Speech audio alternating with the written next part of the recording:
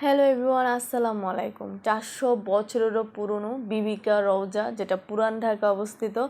আজকে আমি সেই অবস্থানে রয়েছি এবং আপনাদের মাঝে ভিডিও শেয়ার করছি। একদম স্কিপ করবেন না, শুরু থেকে একদম তারা রাস্তা দিয়ে কীভাবে তাজিয়া মিছিল নিয়ে যায় সেটাও আপনারা দেখতে পারবেন, উপভোগ করতে পারবেন। তাই আমার সাথেই থাকুন। আর এই হলো সেই 400 বছরের পুরনো বিবিকা রওজা, যাকে ইমাম বাড়িও বলা হয়।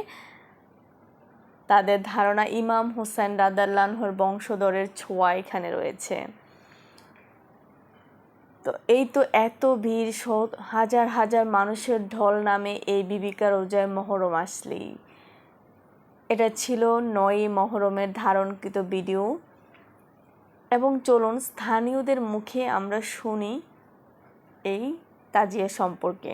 মূল হচ্ছে আজকে আর কালকে এই দুই দিনই আজকে দুই দিন সাজাবে, সাজিয়ে অনেকে এখন সাজাচ্ছে সাজাচ্ছে, বের হবে মাগরিবের পরে, ইফতারির পরে বের হবে, বের হয়ে ওখানে থাকবে। অনেকে পা ধোয় দুধ দিয়ে, পা ধোয়াবে দুধ দিয়ে। আপনারা ছোটবেলা থেকে দেখেন, আপনারা এই এলাকারই না? না, আমি থাকি ফরিদাবাদে। জি, ফরিদাবাদ থেকে। ফরিদাবাদ স্কুলের সামনে। নিয়োগ করতে হয়। হ্যাঁ, নিউজ করবেন, নিউজ করতে হবে ভিতরে। যে মিষ্টি খাবেন, নিয়োগ হয়ে এলে মিষ্টি দিয়ে যাবেন। এটা মানে কারোর জন্য, সব মুসলমানদের জন্য, সব মুসলমানদের প্রযোজ্য। ক্যামেরাম্যান, ইউটিউবরা সবাই ভিডিও ধারণ করছে। এই মিছিল কত বড় হতে পারে আপনার আইডিয়া আছে কি? তাহলে কিন্তু জানাবেন। আমি এতটা কাছেই প্রথমবার গিয়েছি যে আপনাদের সাথেও শেয়ার করছি। এই যে সমস্ত প্রস্তুতি নিয়ে তারা বসে আছে, এই জায়গাতে ফুলের মালা পরিয়ে একদম মাজারে যেরকম থাকে সেই রকম সাজিয়ে তারা চারজনে চার কাঁধে করে নিয়ে যাচ্ছে। আর এখানে লাল, সবুজ, সাদা বিভিন্ন ধরনের কালো কাপড় দিয়ে বেঁধে রাখা হয়েছে। এবং এই যে পিছনে দেখুন, হাসান এবং হুসাইন রাদিয়াল্লাহু আনহুর কবরের মতো সুসজ্জিত সবুজ লাল গিলারের ভিতরে। আর মানুষ এখান থেকে দোয়া নিচ্ছে, তাদের নিয়ত করছে। কি অসাধারণ! আপনি এখানে না আসলে, এত মানুষের ঢল, মানুষ দুধ দিয়ে গোসল করাবে, মানুষ যে যার যার মতো দান খয়রাত করছে, টাকা দিচ্ছে, পয়সা দিচ্ছে, চাল দিচ্ছে, যে যা পারছে তাই দিচ্ছে এখানে।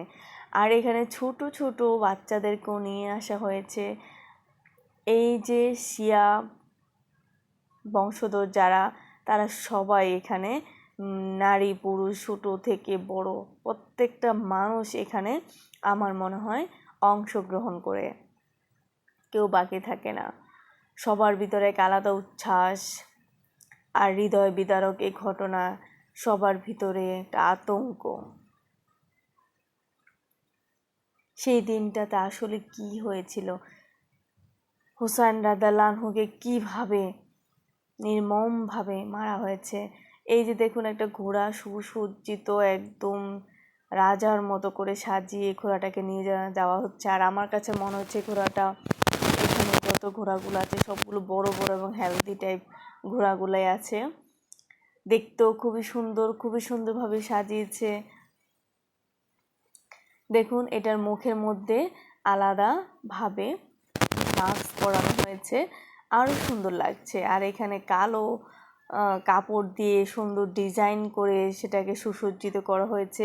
সত্যি বলছি, আমি এরকমভাবে আর কখনো দেখিনি। আমি এই প্রথমবার দেখছি এবং আপনাদেরকেও দেখাচ্ছি। কাছ থেকে দেখেছি, মানুষ দোয়া নিচ্ছে, হিন্দু মুসলিম যে যার যার মতো পারছে দোয়া নিচ্ছে। ঘোড়াটাকে এখানে একটু দাঁড় করিয়ে রেখেছিল, তাই আমিও কাছে গিয়ে একটু ভিডিও করছিলাম।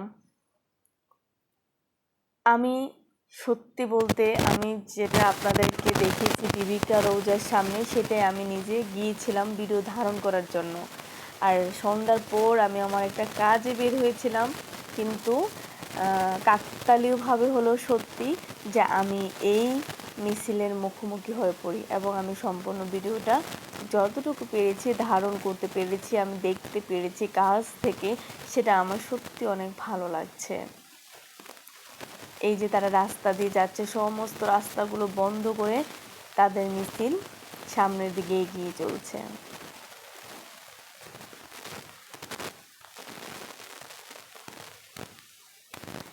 এইখানেও মানুষ এসে দোয়া নিচ্ছে। কতগুলো দেখেন, এক একটা এক এক রকম ভাবে সাজানো, বড় বড় স্পিকার দিয়ে গান বাজিয়ে নেওয়া হচ্ছে। চলুন বাস্তব চিত্রটা কেমন হতে পারে সেটা আপনাদেরকে শোনাই।